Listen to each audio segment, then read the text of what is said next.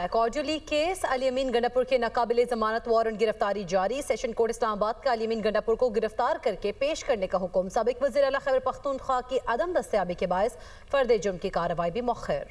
Additional district and session जज नसर Minallah Bloch ने case की मजीद समाअत 20 जनवरी तक मुलतवी कर दी। अली अमीन गंडापुर के खिलाफ थाना गोल्डा में मुकदमा दर्ज है। तफसीलात जो लेते हैं अवैस अब्बासी से। अवैस बताइएगा क्या अपडेट्स है इस वक्त?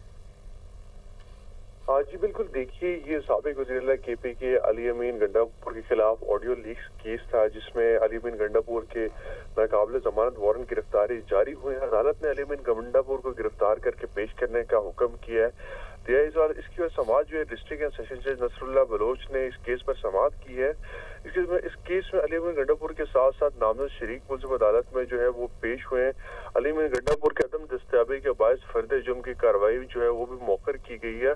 तो अदालत ने जो है अली अमीन गंडापुर को पेश करने का अहकाम जारी किए हैं। अदालत ने केस की समाअत जो है 20 जनवरी तक जो है वो मुलतवी की है। तो ये जो मुकदमा था अली अमीन गंडापुर के खिलाफ थाना गोलड़ा में जो है वो दर्ज किया गया था। जी ठीक है, बहुत शुक्रिया अवैस अब्बासी आपका।